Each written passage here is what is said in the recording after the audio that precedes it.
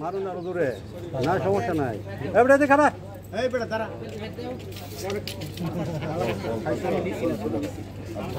ভাই আপনি তো আমার লম্বা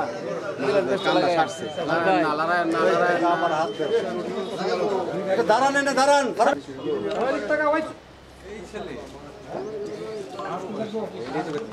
আসো কাটতে আসো আরে আগে নাগে না দাঁড়াক দাঁড়াক দাঁড়াক আসো কাটতে আসো আগে নাগে না দাঁড়াক দাঁড়াক দাঁড়াক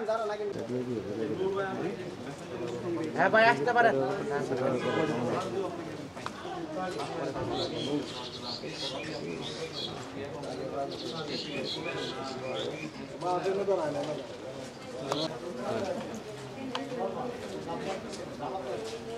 মিতা এটা টাকা আমার কিন্তু রেকর্ড হইছে।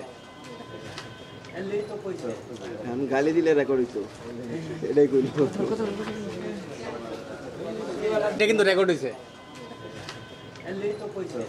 আমি গালি দিলে রেকর্ড হইতো, এটাই কইল।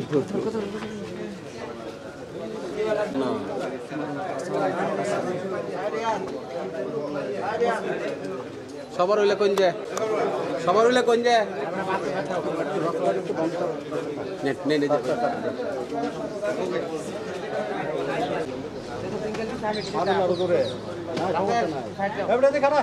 গাড়ি তুলতেছে ওইও না করে আপনারা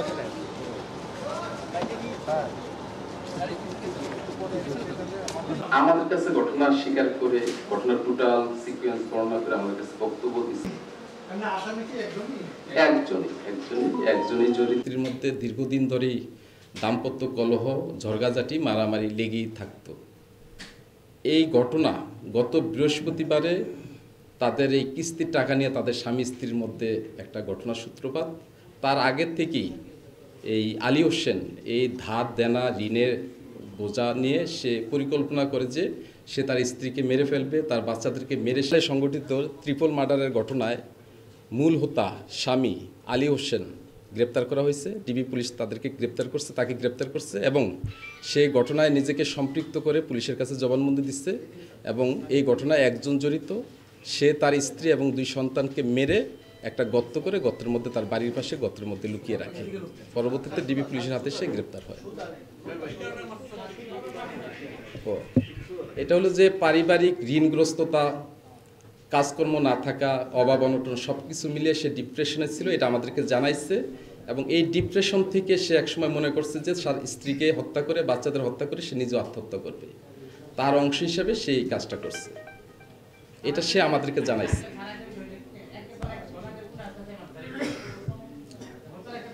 আচ্ছা, সে প্রথমেই পরিকল্পনা করে যে সে এই দায় দেনা থেকে মুক্তি লাভের জন্য, এই সাংসারিক যে বোঝা, ঋণগ্রস্ততা, এগুলো থেকে মুক্তি লাভের জন্য সে নিজেকে সে পরিবারের সদস্যদেরকে হত্যা করবে এবং নিজে আত্মহত্যা করবে।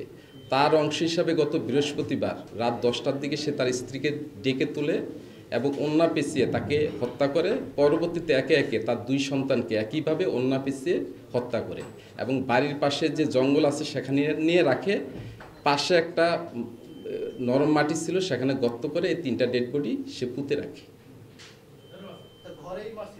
হ্যাঁ, আমাদের কাছে যে স্বীকারোক্তি দিচ্ছে তাতে সে ঘরের মধ্যেই এই ঘটনা ঘটাইছে।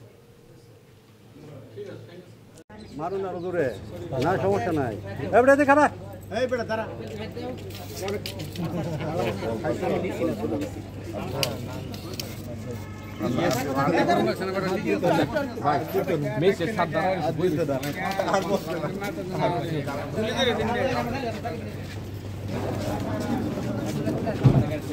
না করে আপনারা